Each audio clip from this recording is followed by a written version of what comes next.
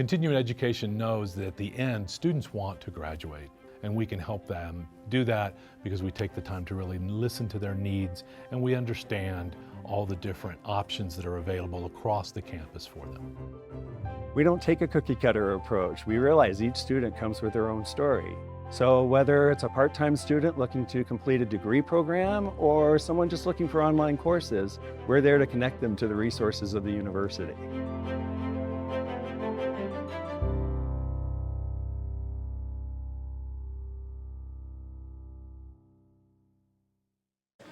Today's session is on embracing joy, harnessing technology, and positivity in daily life.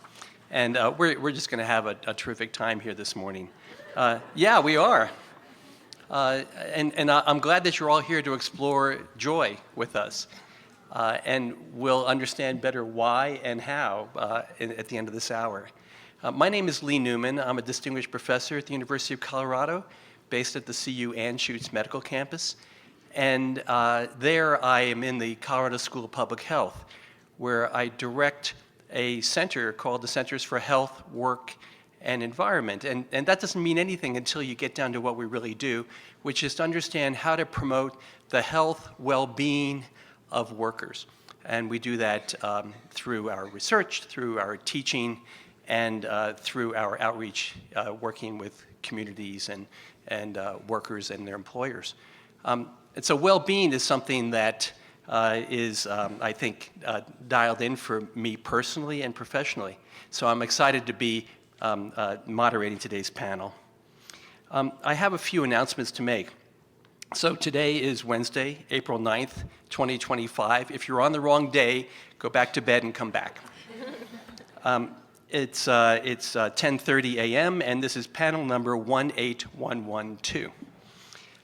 So again, our title is Embracing Joy, Harnessing Technology and Positivity in Daily Life. Before we get started, the University of Colorado Boulder, Colorado's flagship university, honors and recognizes the many contributions of indigenous peoples in our state. CU Boulder acknowledges that it is located on the traditional territories and ancestral homelands of the Cheyenne, Arapaho, Ute, and many other Native American nations. Their forced removal from these territories has caused devastating and lasting impacts. While the University of Colorado Boulder can never undo or rectify the devastation wrought on indigenous peoples, we commit to improving and enhancing engagement with indigenous peoples and issues locally and globally. We will do this by recognizing and amplifying the voices of indigenous CU Boulder students, staff, and faculty, and their work, educating, conducting research, supporting student success, and integrating indigenous knowledge, consulting, engaging, and working collaboratively with tribal nations to enhance our ability to provide access and culturally sensitive support, and to recruit, retain, and graduate Native American students in a climate that is inclusive and respectful. One thing I'd also like to mention is that we want to be sure you get a chance to ask your questions today. And here's how we're going to handle the Q&A. We're going to reserve time at the end for questions and answers. We're going to use a note card system to receive questions from the audience. So we have a team here of producers who are going to help us. If you raise your hand, they'll give you a card. You can see them, turn your heads and look in the back. They'll wave, "Hi, welcome, and thank you for producing." And they're going to then give you a card. You can write your question. They will shuffle that deck and give them to me, and we'll pose questions back to the panel. So that's our plan today. Please write legibly. Thank you. That would be much appreciated. If you're a student, please note this on your card. And when you finish this, just hand it to the producer. They'll come by and get it from you. So we urge everyone to please ask questions, keep them brief and legible. That'd be fantastic. And now, I'd like to briefly introduce our panel. Which, I have to tell you the joy that I took from doing my background research on each of them. I'm not going to, and they're all a little terrified right now because they have no one to say about them. But that's okay. It'll all be okay, right? And so one of the things that I'm not going to do is I'm not going to read what's in the program. You can already read their official bios by doing that. But I just want to highlight a few things that stood out for me. I'm gonna start. Let's see. Well, I'll try to get the order of how people are sitting. So first of all, let me introduce Seanna Leath. Sean is an assistant professor of psychological and brain sciences, women, gender, and sexuality studies, affiliated with the faculty at Washington University in St. Louis. So we're really delighted to have her here. And I was really drawn, Seanna, to the work that you've done. And frankly, I just started diving into the qualitative research that you've done, really to help us understand better the experiences of Black women and girls in terms of their health and wellness, and understanding the issues around endemic racial violence and how that vicariously impacts women and girls. I thought that was just, it was a profound and eye-opening read for me. So, thank you for being here. I'm going to next go to Mr. Luke, who also goes by Luke. That's how you introduced yourself. I called you Mr. Luke, and you responded, "No, I'm Luke." But Luke is Luke Springer is coming to us from Australia, from Adelaide, where he is a primary school teacher with kind of a phenomenal life outlook in terms of really engaging in bringing joy into the education process, and has. If you haven't gone out and checked out his social media stuff, you're going to just really enjoy doing that, because if you don't come away smiling from just that experience, then then you really do have to be here and discuss joy. So thank you for being here, and we're glad to have you. Although at the moment you're absent from your 4 million plus followers, so you can add us to that group. I'd next like to introduce Wakanyi Hoffman. Wakanyi lives in the Netherlands, but if you go to her webpage, she describes herself as a global citizen, and born and raised in Kenya, currently living in the Netherlands. She, I think, in a remarkable way, is able to draw on her cross-cultural experiences and bring to us a perspective which, for a nation that maybe could do with more understanding of social cohesion, and how we draw other philosophies to help promote our joy in the face of social settings and social forces. The work that she does to bring Ubuntu philosophy to our understanding of personal joy, I think, is really quite profound. I'm looking forward to hearing more from her as well. And then I would like to finally introduce, in the English language version of the pronunciation of her name, Laura Marciano. Laura is a research associate at Harvard T.H. Chan School of Public Health in the Department of Social and Behavioral Sciences, and focuses on happiness, and there are things to explore around the concept of happiness and joy in this new version of happiness called Happiness 2.0, which I'm really intrigued by, and I think we'll learn more about. And we're going to talk about some of the pros and cons of the use of social media and other digital tools in our pursuit of joy. So I hope I didn't abuse my privilege in introducing you all, but I want to now turn it over to you. And the first question, and we're going to try to keep this as open and conversational as we can. The first thing that I really wanted to pose to you all is, joy. We're going to talk about both joy and also the use of digital technologies in that context. But I want to start with joy itself, and if you can help us understand why and how you are pursuing joy, either personally or in your studies, in your work, and And maybe for starters to kick us off, I'm going to turn to Mr. Luke, coming to us from Adelaide, to give us your take on it, and then I'd like to open it up to each of you to give your perspective on the joy question. I'm not going to hold it against him for making me go first. This is great, awesome, a lot of deep breathing. Hi, yes, Luke.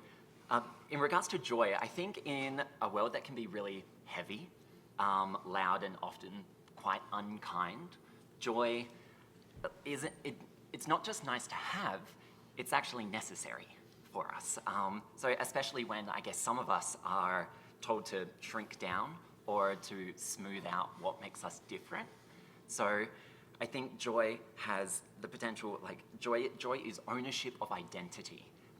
It's a celebration of individuality, especially for kids, using my kind of teacher lens, especially for kids at a time when so many are really forced to flatten or filter who they are. So joy is vitally important. For me, it's also, I guess, become almost a little act of resistance. And I guess this panel really stood, I'm trying really hard to deep breathe because I'm actually really excited to talk about this, but when I get really excited, I talk very quickly. And we already have a barrier with the Aussie accent, so I'm gonna try and talk really slow. But joy is something oh, so sorry. See, I'm already struggling, my bad. Joy is something I try to actively cultivate in my life and also in my work. It's something I try and live every day in my classroom full of my little people. I teach what you guys call kindergarten, so first year of big school, absolutebomb.com. How can you not be joyous in that kind of sense? But I also use, so I'm excited to talk about the digital technology aspect of it as well, because it's something I do use to help cultivate joy and bring joy to live it and to share it. It's pretty awesome. Yes, working with 5-year-olds. Some people think I'm a little bit crazy to say joy and working with 5-year-olds and use that in the same sentence. Especially if you're painting or using glitter. Chaos, but also joyous. So there is a really cool balance there and it can work. And to be honest, I wouldn't have it any other way. So it is something, and yes, I use technology to help cultivate it and to share it and promote it, and it's been really beneficial for me. So yeah, bringing kind of that aspect into this conversation, I'm actually really excited for. This panel is filled with amazing brains of research and impactful information, and hi, I teach with 5-year-olds, but I'm really excited. So that's what I have to say about joy so far, I think. Well, thanks for kicking us off, and I already see all the smiles. I don't know if I answered the question. Seanna, you're leaning in. No, I am. Okay, partly because, so I'm a developmental psychologist, and one of the projects that we did recently was working with elementary school students and asking them their definitions of joy.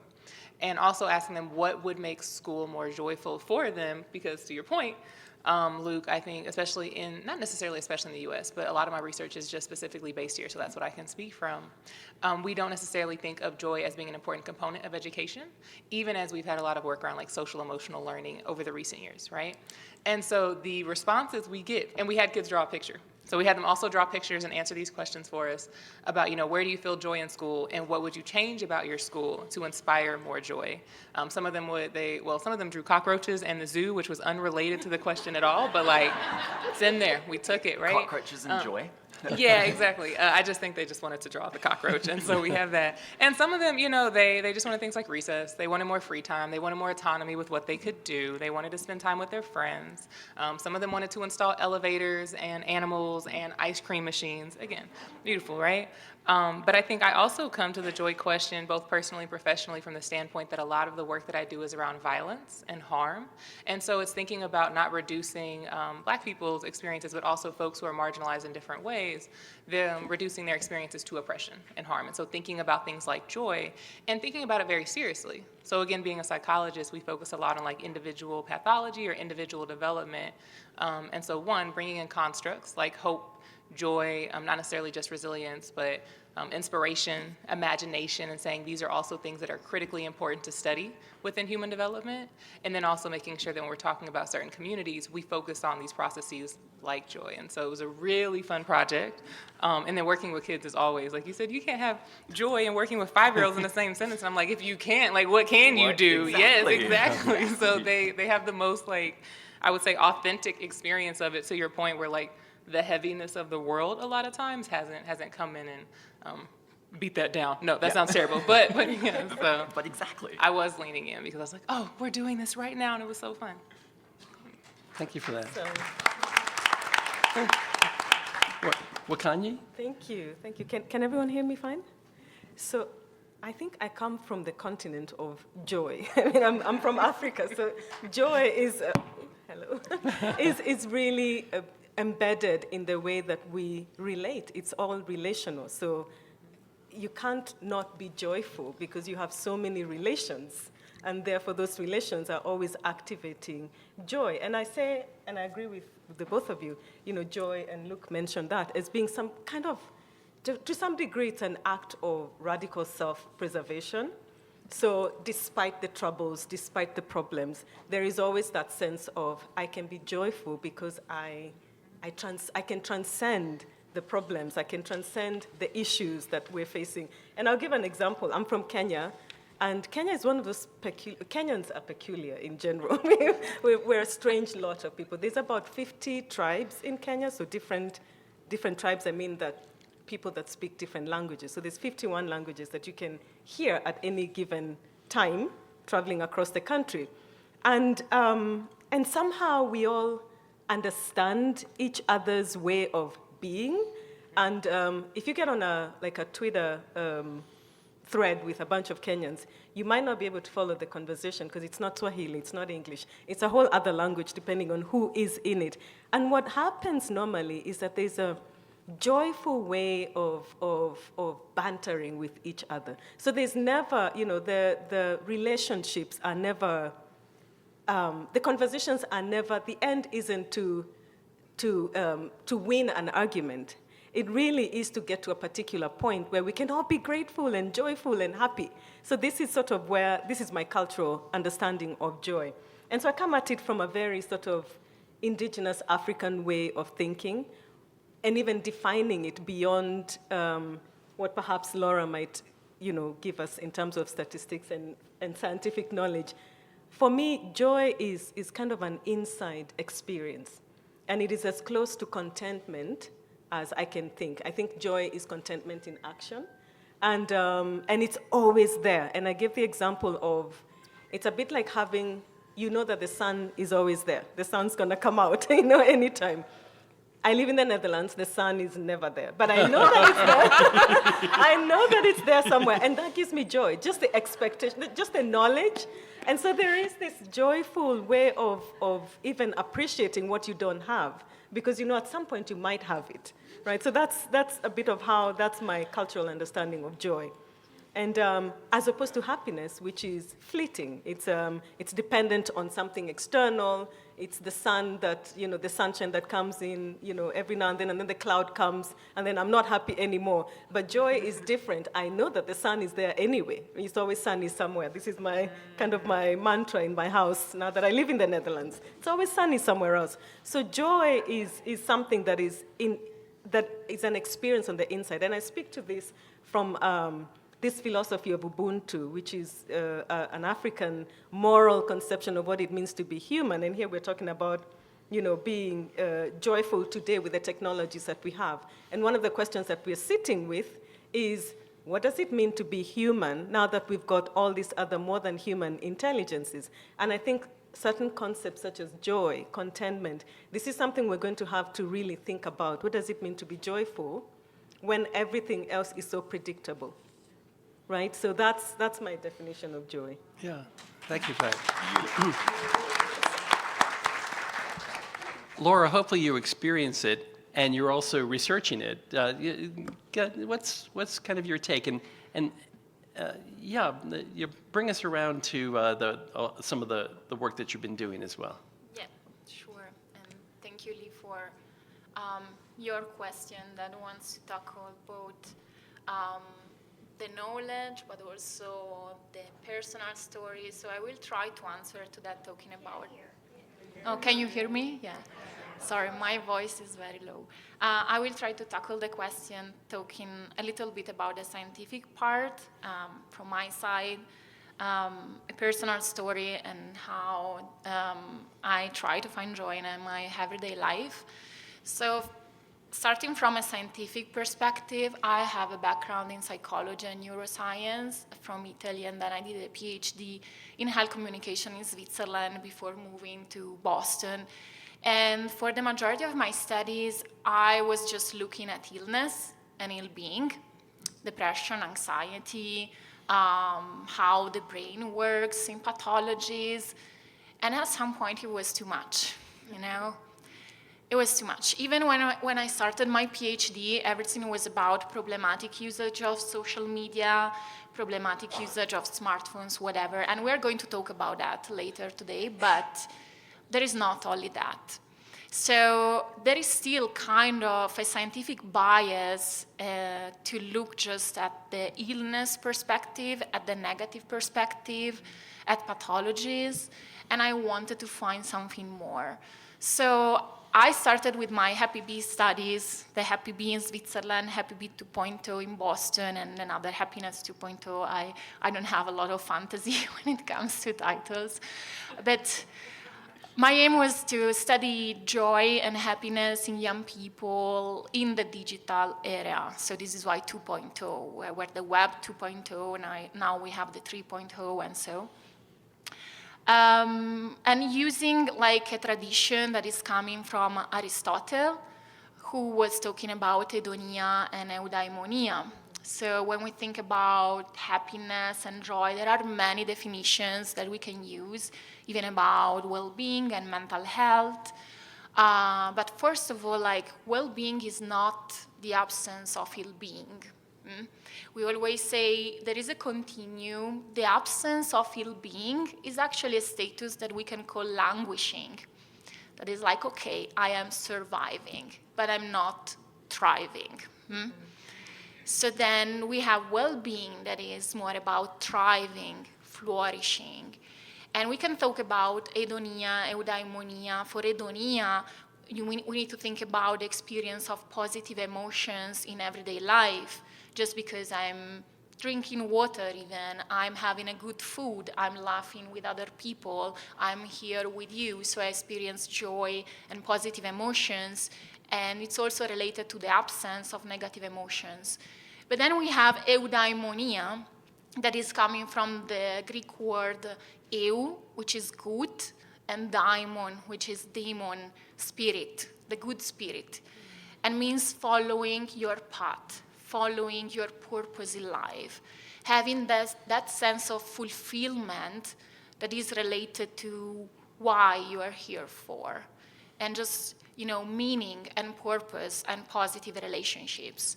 And I even tattoo eudaimon, like on my neck. That is the only tattoo that I had before going to Harvard. And that was really what was important to me, like finding my path and finding that into science. Also because we know that a sense of eudaimonia, when we experience eudaimonia, that is also related to our health, more than hedonia. So we know that from a biological profile, people that experience high levels of eudaimonia, they have less cortisol levels, which means less stress levels.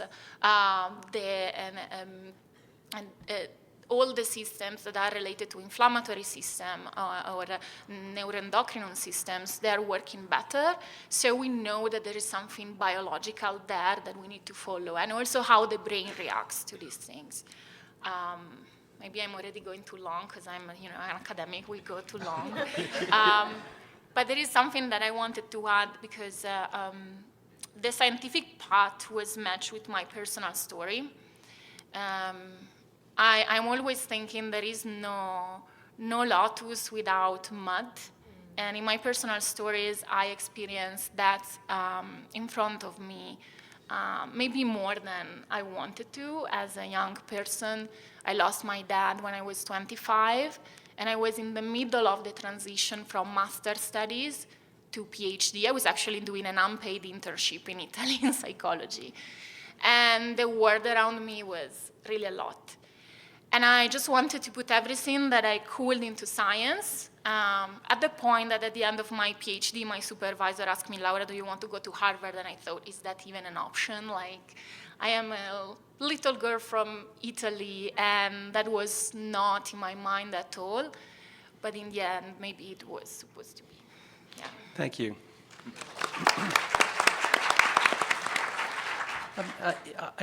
I was going to next have you all dive into the digital part, but there's something which I want to press pause on and explore for a couple of minutes with you, because, you know, underlying the discussion here that we've had so far, just hearing you all talk about joy, each of you in your own way has placed it in some kind of a context. Sometimes it's a context of underlying, almost like a shadow of shame for experiencing it.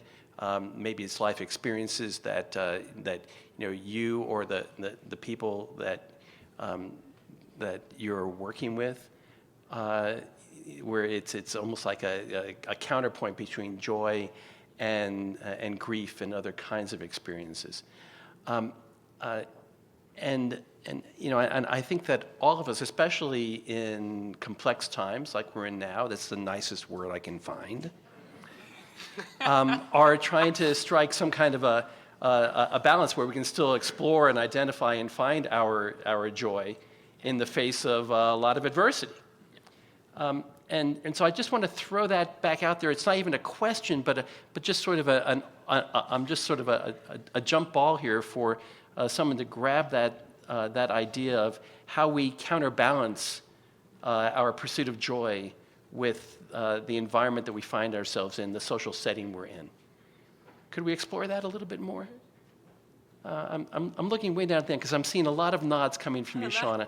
So I'm picking up on body language. You said that it was the nicest way you could say that, and I was like, yes, that was quite an understatement. What a polite understatement for the times we're living in.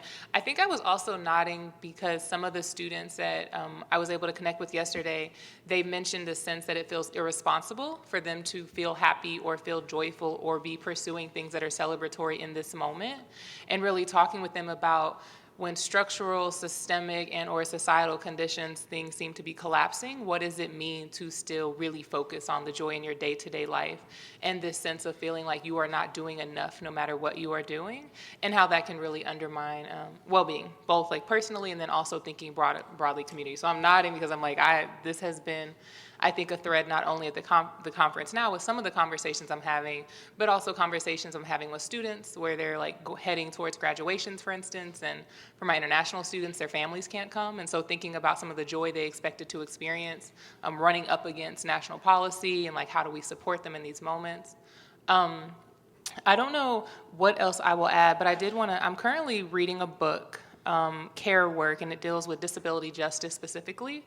And it's coming to mind for me, one, because I'm reading it right now, but also because it brings in this question of people that we don't think experience joy as well, thinking about these erasures, and it's talking about disabled and differently abled and neurodivergent folks, right? And thinking about what joy looks like in their lives and how that also still relates to relationships and care and how we show up in our day-to-day worlds and care for others. And so I think, in my sense, I am consistently thinking about how do other folks talk about it being joy, experience it, continue to cultivate it within themselves and then among others, and then also thinking about joy as like radical possibility. Again, I think my first response was really thinking about how, you know, from a psychological standpoint, it's like how do we operationalize it? But even more than that, it's this sense that how does it help us imagine, like survive this current moment. Thriving has been brought up already, right? I love all the buzzwords. I think that we have like all these, right, these words that are great and that we're working towards, that I use in my own work. But then also, how is joy critically important for the world that we are still working on building in a moment where it can be very easy to feel bogged down? So highly recommend that book, highly recommend, you know, if you all are interested, or even not interested, but being in conversations around disability justice, and I think joy is a really important component of that movement, and then also thinking about disabled folks in general and their voices around these topics. I'm like, we clapping after. Oh, also, I am not moving to the Netherlands, y'all, because she said ain't no sun. I said, oh, this is a struggle. Out of all the international Vitamin countries, D. I'm like, I don't know. You said it's coming, but that don't sound good. Still waiting. Still waiting. You get to choose. Other reflections? Wakanyi, you touched on the Ubuntu philosophy. What do you think it has to teach us when we're in these kinds of times? Yeah, it's interesting that, in these times, I feel like joy is the thing that can help us remember who we are. From an Ubuntu perspective, joy is very much related to that sense of rootedness. And when you are not feeling a sense of rootedness, then everything is in a state of disarray, and therefore we can't see the path, right? It's joy that can bring us down to earth, that sense of relationships, being in relationship with yourself. And actually, it is really an inner wellspring of well-being. Unlike happiness, which is kind of conditional. You can't just be happy, right? Something has to make you happy. But joyfulness is something that is truly happening within you. And so it is really a choice. It's a matter of choice. And rather than be, and we talked about this earlier, rather than the feeling of shame or feeling guilty around being joyful, I think that is exactly the kind of energy that we need in order for action, for us to see openings of pathways. Otherwise, we fall into depression. And I loved what Laura said, well-being is not the absence of ill-being, right? So therefore, having joy doesn't mean that you are negating or flattening the experiences. In fact, if anything, you're preserving that very quality of being human, which from an Ubuntu perspective is this idea of the essence of being human is activated by this, in Swahili we say utu, which is basically eudaimonia, which means a sense of aliveness. And so if you can access that sense of aliveness, it's an appreciation of your own existence. Like it's an existential thing that joy reminds you that you exist. And therefore you have this opportunity from that place of joy to go and do the work that you should do to create a better, more beautiful world. Otherwise, if you don't have that within you, then you're operating from a place of scarcity. And that, of course, the problems that the solutions that you come up with will be based on that problem of scarcity rather than something else that is abundant that's already within you. So I feel like joy is not the same as happiness, and we're really using it interchangeably. Happiness is something else for me, but joy is always present, and it requires us to make a conscious choice to really tap into joyfulness and then walk towards whichever path that opens up from that place of joyfulness.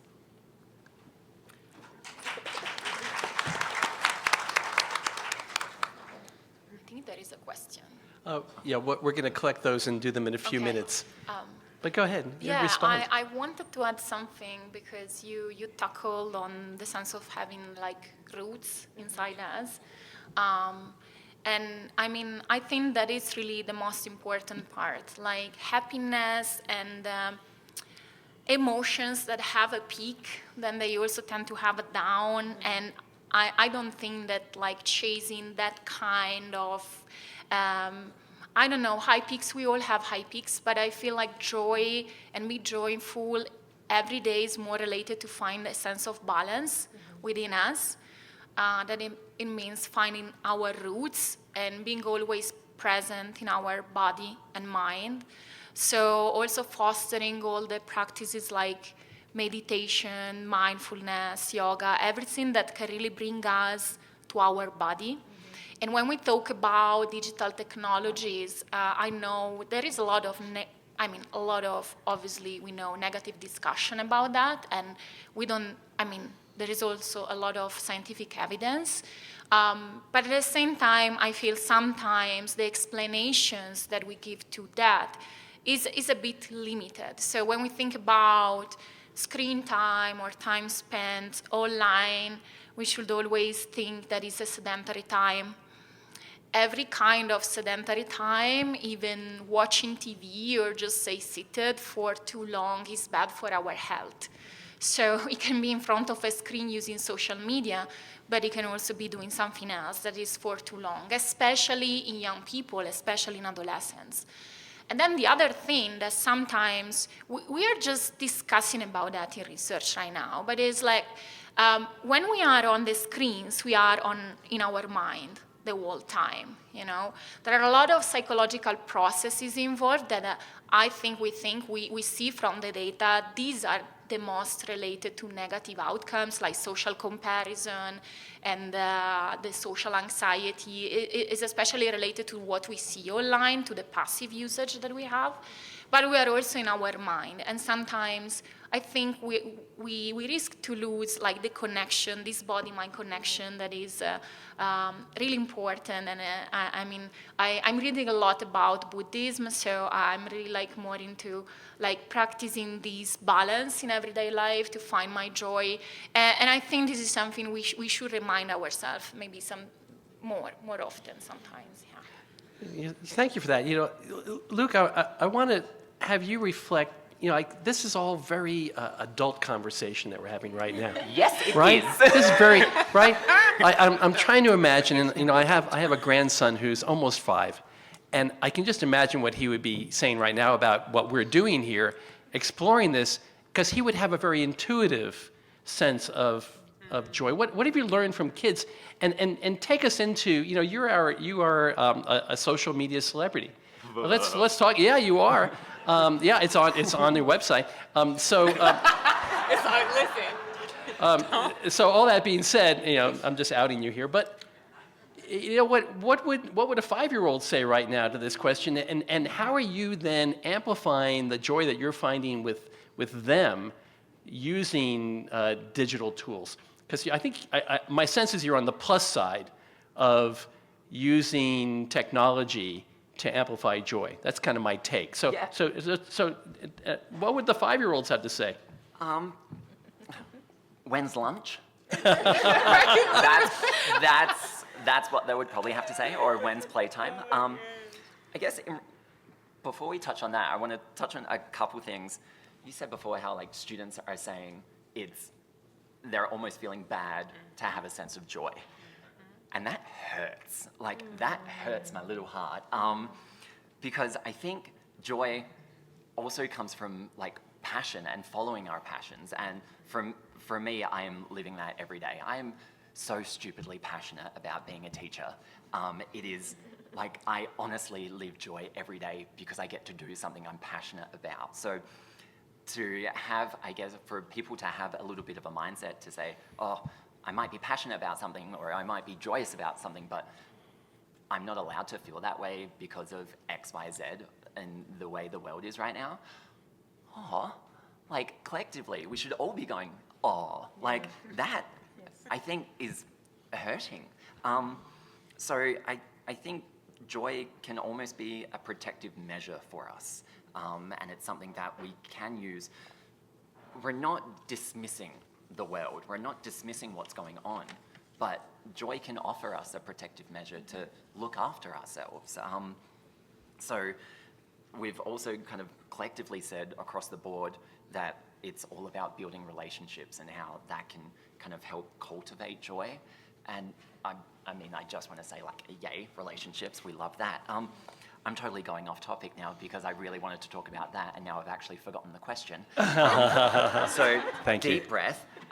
It was more or less about how 5-year-olds are thinking about joy. Well, and I particularly want you to pivot to the use of technology, the use of digital technology, and how that's playing into this messaging. Yeah. I think we have to be really careful about the use of digital technology, obviously, with little people. So when we're talking about the use of digital technology with kids, I'm not talking about the kids that I work with. I'm talking about, I guess, kids from 13 years plus, because they're the ones who should be, I guess, on it. Kind of. Maybe.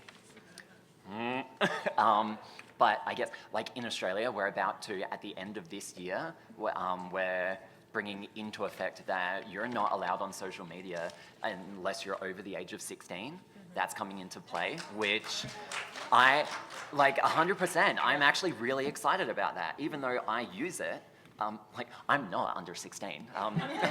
If you thought that, thank you. Oh, stunning. It must be the light or the thin air up here. But I think that's a really good thing, and I'm sure that these wonderful people can probably tell you, I guess, the background and the scientific evidence and research about how beneficial that would be. I mean, yes, I'm an adult using social media, but I still deal with those bad things on social media because it's a part of it. So I think if we can protect our little people until they're maybe old enough to be able to understand how to properly utilize these wonderful devices that aren't going anywhere, they're embedded in our day-to-day lives when they're not going anywhere. So how can we best utilize them? I think that's really important. So Again, I don't actually think I answered the question, but for joy for young kids, I think it's pretty simple. To be joyous when you're 5 is to have that positive outlook on the world. And as a teacher, I feel responsible to bring joy into my classroom because I want to protect these little guys and make sure that their day-to-day is joyous and they're having fun and they're loving life and they're willing to learn and just having a good time, with a smile. So yeah, I think it's a responsibility for teachers, add that to the list, to help cultivate joy for our little ones and to help bring it out in any way possible. Well, Luke, I saw you elicit a reaction in our audience around social media, and Laura, I'm going to turn to you because this has actually been a subject of your research. So, there's you've described a moral panic that people have had around the use of social media in teens, and some of your research has explored whether should we be concerned about how social media and digital technologies are affecting our teens, for example, and their well-being and their sense of joy? Yeah, so the moral panic is also coming from a colleague from Cambridge, Wakanyi Hoffman, and so going to the scientific conversation, it's tricky. We hosted 2 workshops on social media and well-being, one at Harvard, one in Switzerland. Do you want to know the end of our conversation in 2 words? Do you want to know? Yeah. I mean, the summary was, it's complicated. Obviously, right? It's complicated. No, so the point is this one. When we use very sophisticated data to look at teens' well-being, I'm doing that every day. I mean, I'm coming here today, but last week I was in high schools for the data collection, and I've been following 1,600 teens in Switzerland and more than 500 teens in Boston and across the United States. When we use sophisticated technologies, and for sophisticated I mean we can ask them how do they feel every day, more than once a day. So we are basically using the phone to do research, which is called ecological momentary assessments, briefly just brief surveys throughout the day for a period of time to model well-being throughout the time. And we combine that with objective data of smartphone usage, like screen time or the apps that teens are using. What we see at the level of well-being and social media usage or smartphone usage is something that is very tiny in the explanation of well-being. And it's kind of, okay, the majority of the samples is showing something that is called a null effect, the Gaussian curve. So we have a lot of people that is showing not really any kind of significant effect, and then we have a small group positive, a small group negative, okay? This is what happens when we use trace data, objective data. When we use self-reported data of what they are doing online, when we ask them, then the picture is a bit different, especially when we ask what is the psychological process involved. As I was saying before, I think that looking at what's happening in the mind, especially related to the social world, so in the end, what is impacting the most about using social media and so is really what is happening at the social level for teenagers. And when I say like social comparison to me is the plague of social media, in my studies in multiple waves, I've seen social comparison as a negative effect on well-being that is 3 times more than problematic social media usage, than this attachment that we have. And why? Because when we think about the adolescent brain is a very special brain. That part of our life is so beautiful and magical if we think about evolution that is behind that, but is also so vulnerable, you know, especially from the social perspective. And every time I always report one of my favorite neuroscientific experiments, where a sample of children, adolescents, and adults in a functional magnetic resonance, you know, this, to scan their brains, and the experiment was very simple. It was just someone, your peer, someone who is your peer, matched for gender, is looking at you. That was the experiment. And then let's see how the brain reacts at different ages. You want to see how it reacts? Like in adolescence, it was like the peak, you know, in all the areas in the prefrontal cortex related to the processing of social emotional information. We don't have this peak in children and adults, which means, as we know, that the adolescent brain is very susceptible to any kind of social information, even when it's neutral. Because in this experiment, there is no judgment. There is no number of likes, nothing, just someone is looking at you, period. And still the brain reacts differently. So obviously when we think about the negative outcomes, and we have plenty of literature talking about that, we should be aware that teenagers are more susceptible to negative outcomes because of their biology and because of their point in lives. So obviously, I think we need to give them the tools to be more aware of that, and also to give some rules that can help them in going through that. Although I don't think, and a lot of scientific community, I don't think that like banning until, 18 years of age, it's like a total ban is like useful at that age, because then they try to fight. So there is always this, if something is banned completely, then I will start to fight.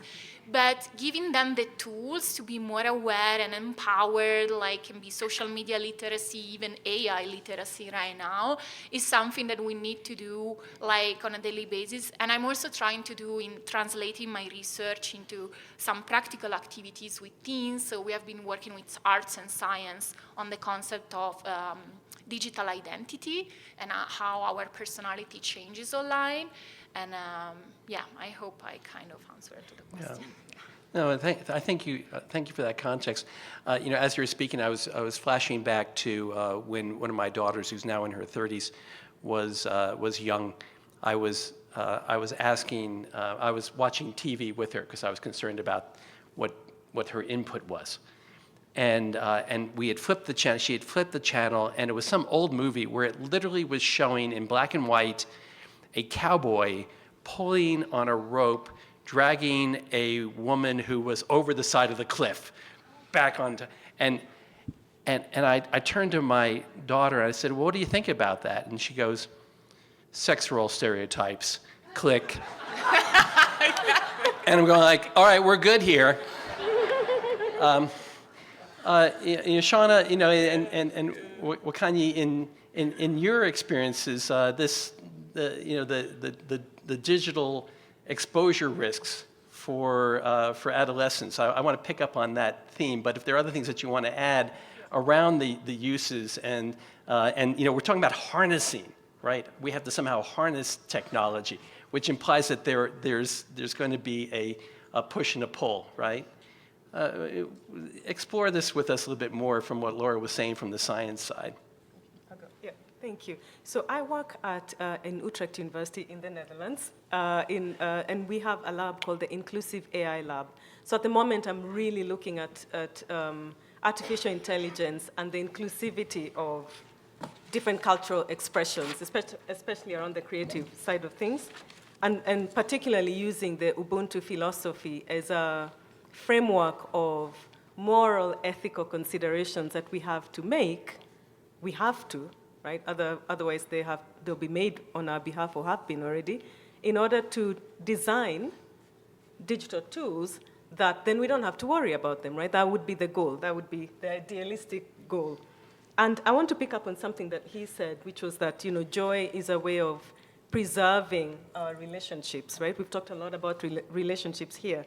And, if social media hacked our attention, which it did, right? We know that where your attention goes, that means that's what you care about.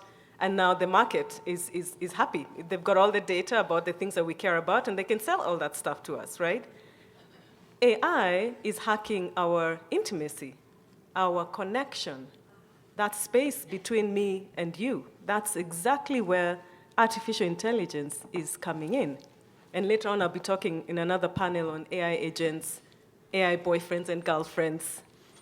What does that mean to have a relationship with that, which is not human, but it mimics that human experience, which is a whole other conversation you can come to later.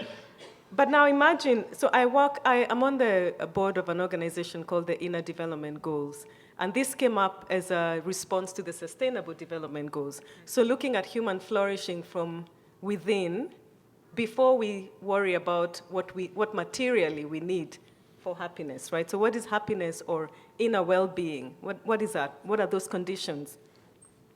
And so based on this idea of, digital technology, we have all the tools out there to create anything to keep us happy and entertained.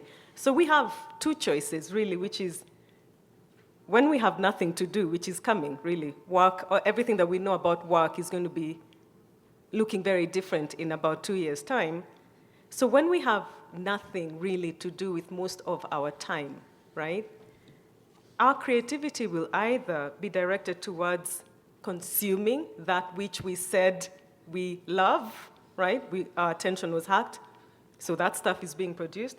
Or we can spend that creativity, that energy in creating meaningful ways of connecting at the heart. That's inner development. And this is where joy comes in. So joy is a way of protecting those intimate relationships that have nothing to do with all this stuff, right? So again, it's the most philosophical question that comes up with every human civilization. What does it mean to be human?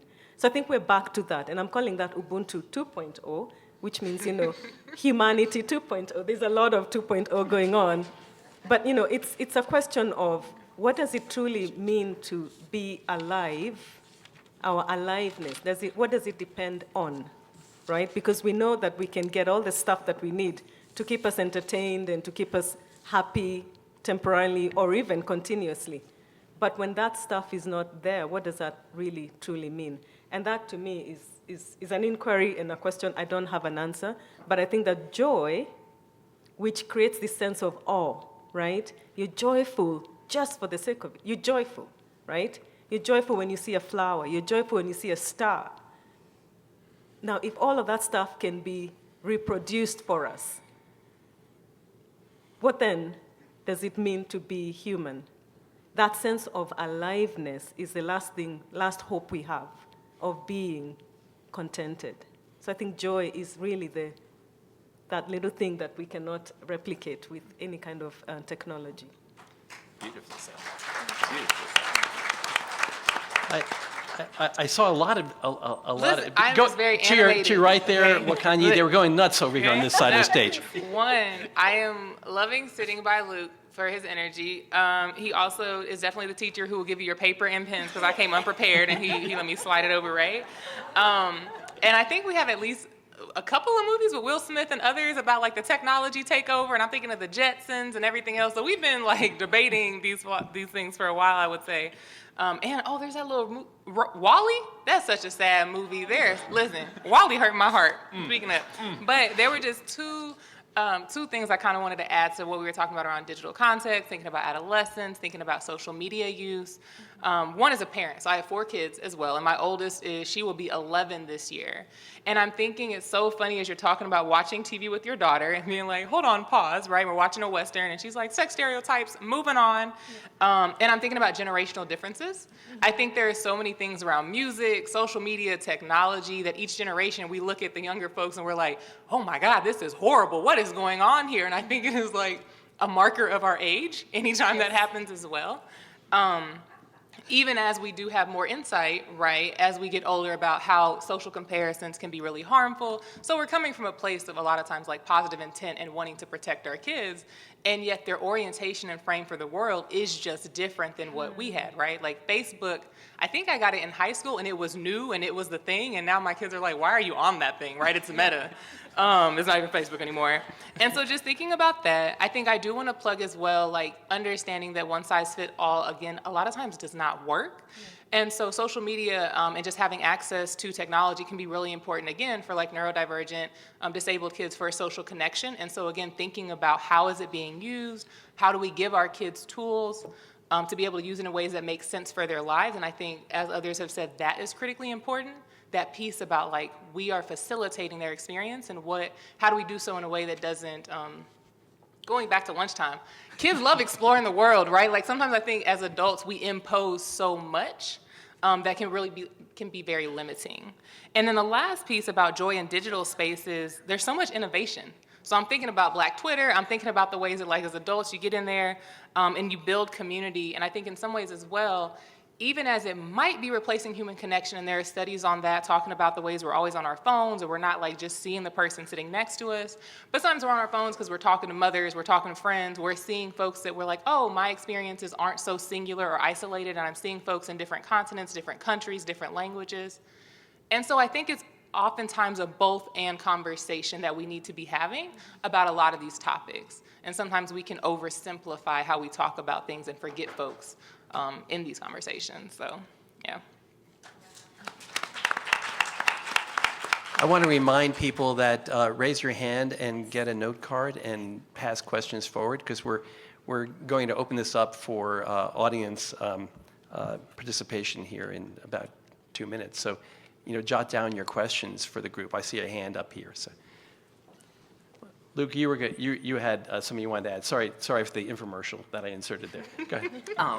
I just wanted to like touch on that, and I think it's really cool that I guess we can utilize technology to create connection that is or would be potentially out of reach for some people. So I think that's a really cool thing that technology has allowed us to do, is to create a connection, yes, through digital technology, but it's to create a connection, and it is to create a potential online community of people that without it, you might be alone. So I think just the utilization is potentially a really cool thing. I remember, I guess what made me a content creator rather than a consumer was way back when I first kind of, started flicking through and using it to see what people were sharing and everything. I was absolutely blown away with how many people were sharing aspects of their life that they found enjoyable, that they were finding joy in, and they were sharing that, and they were finding their community online. So when I first started, it was people sharing their artwork that, rather than their artwork having to be displayed in a gallery, suddenly they're sharing their pieces of art literally with the world. Stunning, amazing, like that is awesome. There were people, I got on randomly, like rebuild a caravan, like rebuild a van, and people like van life, doing up vans and then traveling around, and it's suddenly people are like now their own little travel guides talking about where they're going, what they're doing, and their experiences on the road. Stunning. I also, all my stars, found like a grandma who has gone back to like university and sharing her experience as a vintage. Like, what's the phrase? As a vintage student, shall we say, which is like amazing, and her ability to share her story and experiences online when she may not have had a voice or a platform to do so, I do think used carefully and used in the right positive context, the ability to create communities where you feel a sense of belonging and are able to have a conversation with people like-minded or not, just people interested, is something that we can't clearly dismiss, because I actually think it's super powerful as well. So I just wanted to touch on that. Yeah. Thank you. This crowd, I tell you what, we can just chat all day. This is beautiful. And you We can used the see why word he's an vintage and online got geek. away with it. Maybe I can close with some thought related to what Luke just said. So the social connections, because that is really the key when we want to understand joy and the use of digital technologies. The longest study in history, the Harvard study of adult development, showed that our happiness is related to money. No, I'm kidding. Cash. Well, it's related to the quality of our relationships. With close friends, with family members, but it's really the quality that is driving our health, that is making us living longer, and it's related to our happiness, even after we control for a lot of variables, including money. So when it comes to digital technologies, what we have seen in research is really that whatever is about the type of social connection, that is where we need to look for if we want to seek some kind of happiness and joy through the digital tools, like the sense of belonging, creating communities for minorities or for people that would have been isolated otherwise, even finding inspiration from others or being an inspiration for other people and the self-representation that we can give. And if I need to say in like one item in my research, what was more related to teens' well-being, it was I can find someone to talk to when I'm lonely. So that was related to higher flourishing and thriving at that age. So yeah, if we want to just keep our joy online, is finding that little community, can be a little group chat with our close friends or a way to connect in a quality way with the people that we care. And that is really something that can, help us feeling better. Thank you for that.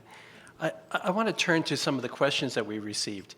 And this one is from a student. I'm prioritizing the student question first. I'm curious to hear more about our future and the future of joy in a world with AI. What do you mean that we will have nothing to do in 2 years? I think this is to you, Wakanyi. What will the world and joy and tech look like? Well, I can tell you. I just received, so I'll read it out because I think it's easier that way, then we can all kind of have a discussion about it. Where will AI be in 2027? So that's in exactly 2 years. And it's a report that just came out. And the report, it's not sensationalist. This is real. It doesn't claim to predict the future, but it's a bunch of people that have, used a lot of data to try and figure out what that means. So AI agents are definitely, for sure, going to replace not just junior engineers, but entire R&D teams, yeah? Training cycles will collapse from months to several weeks. That's for sure. That's already happening anyway. And nation states will reorganize around compute sovereignty. There's a lot of discussion about that in Africa. What does it mean to be a nation state? And maybe superintelligence will arrive. That's very sensational to me, but maybe that's also going to happen. So the scenario that I'm talking about ends with artificial general intelligence being part of our life, right? Not just sort of fantasy, not science fiction in that sense, but actually something that we use. And we know already, news agencies are using AI agents and all that sort of thing. So that, and beyond ChatGPT. So what does that mean? That means that, the jobs that we're preparing children for, or the education that we're giving kids today, is not necessarily going to serve them for the jobs that we don't know what jobs they need in the future. So in my work with our lab, we're looking at the creative space, for example. What does creative problem solving look like? And we're really digging down to the quality of being human, beyond that stuff that AI can do. So if we were to think of AI as something amazing, this double-edged sword that can help us, do all the mundane work and we don't have to do any of that, that also means at the same time that we're relieved of a lot of the work that takes over our daily experiences. And so how do we spend that time? How do we spend that time? Do we spend it more online with, more stuff? What is the quality of our time? And if we're talking about children here, 13 and up, what will they spend their time on? And we know that the markets love to have consumers, right? The more consumers, the better, the more profit we have. So more products will come out and our kids will spend, I have 4 kids as well, so I completely understand. We'll spend more time exploring those digital tools because that's the world that we live in, right? They're not going to necessarily be exploring other things that we explored in the past. This is the world that they live in. So I think that when we're talking about AI, there needs to be a public engagement. And this is sort of the thing that I'm going around preaching for. We need to understand what artificial intelligence means and what it exactly means for our futures, in different futures, right? So different communities might have their own different understanding of what they need AI tools for. And as part of the research that I do, why do you want to build a certain model? For what purpose, right? And if we understand that, then we can build models that actually enhance human flourishing rather than something that we have to undo later on. So, and I'm not sure if I'm responding directly to the question, but You are. You responded actually to 2 of the questions, so Oh, thank you. brilliant. Yeah, go ahead and complete. Yeah, so I'll just finish off by saying I'm not anti-AI, although I began that way, very much a denialist of the technology. I don't want any of it in my house, don't want any of it around my kids or whatever. But again, this is the world that they live in, and that we're seeing a lot of trends around intergenerational wisdom transmission, where kids are getting back to what was there before and how can we bring the knowledge from the past, for example, indigenous knowledge, and bring it into a future, into a particular future. But again, we need to understand the why. Why do we need to do that? Is it to enhance human flourishing, or is it to further isolate us into these individuals who can consume more, right? So I'm looking at that idea of consuming or connection, and I think that's where we really need to have that conversation on AI. Thank you. With the remaining couple minutes that we have, I want to give each of you a shot at taking about 30 seconds for what you want to make sure that we take away from today's session. And so let me start this end, Laura, with you. If there's one thing about harnessing digital technologies in pursuit of joy, what are, let's take maybe 30 seconds each to try to give us your closing remarks. Yeah, so especially when it comes to young people, I think it's very important to understand them in a way that is not judgmental, because we didn't grow up in that environment. And we also need to be humble in the sense that I don't know 100% what does that mean to be a teen right now. So just going there with the curiosity and help them, finding the way to be more aware, I think is super important, as well as reminding ourselves about our roots and, these mind-body connections that sometimes can risk to go away. Thank you. Seanna? I'm not ready. You're not ready. Luke is always ready. Wait, we can Luke? No. Look, Hold up. I'm making it up as we go here. I'm not. Cool. I think if there's one thing that we can take away from today, maybe let's make it this: don't underestimate the power of your presence and your ability to share your joy, however that may be. So I think the world needs a little bit more light right now. And it's just like, and just joy, like the real, the messy, the honest, the beautiful sense of joy is how I guess we can all make the world a little bit brighter. So share your joy with everyone, however you choose to. I think that's what's going to make the world a better place, if we're all just a little bit more joyous. Wakanyi. I'm It's going to okay. have Wakanyi go because Go. I'm going to let Oh, you I don't wrap wanna be us the up. last person. Hold on, no, Lee, no. All right, I'm gonna. You're hop in ready. now. She's I'm ready gonna now. get- She's ready. She's I'm ready. not ready, but I don't want to be the last person speaking Oh, okay. either. No offense. Let's see. I think part of what I will pick up on was the point that you just made around consumption versus connection. That really stands out to me when I'm thinking about joy, and I guess also the use of digital technologies, which is less related to the work that I do.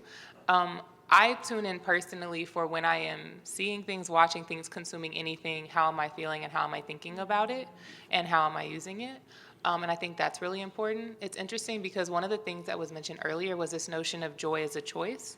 And I was playing around with it, right? Because I think sometimes folks have easier access to joy based on the structure or their lived conditions. And so sometimes I'm really hesitant to not be aware of certain privileges. And so I think like, even in terms of the consumption and connection piece or thinking about, I don't know where we're at in the 30 seconds either. Like that timing thing was throwing me off. Anyway, what I would leave you with is in thinking about the life that you're living and the joy that you can cultivate. Don't be too hard on yourself.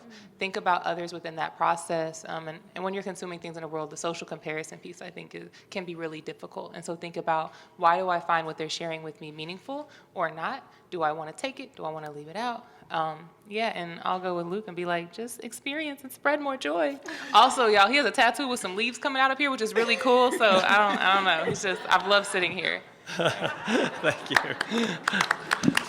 Wakanyi? Oh no, this is Do you have a final word? The pressure is on. So joy grows in community, and I think that's true for most things, right? Everything grows better or flourishes better in community. But it takes, healthy communities, and healthy communities are a product of all of our inner well-being, right? And so I think what I want to leave us with is repair those relationships. Repair the relationships within yourself and with others, because that's the only way that we'll have healthy communities. And that is the source of joy. Just knowing that you're sleeping better because you have a better relationship with your mom, or your brother, or your sister, or your daughter, or whoever it is, or your friend. Like, I think we're back to those basic things, relationships. So let's do that together. Yeah. In closing, one of the things that I've learned is that I gain joy by expressing gratitude. And I want to express gratitude to our panelists today, and please join me in that joy.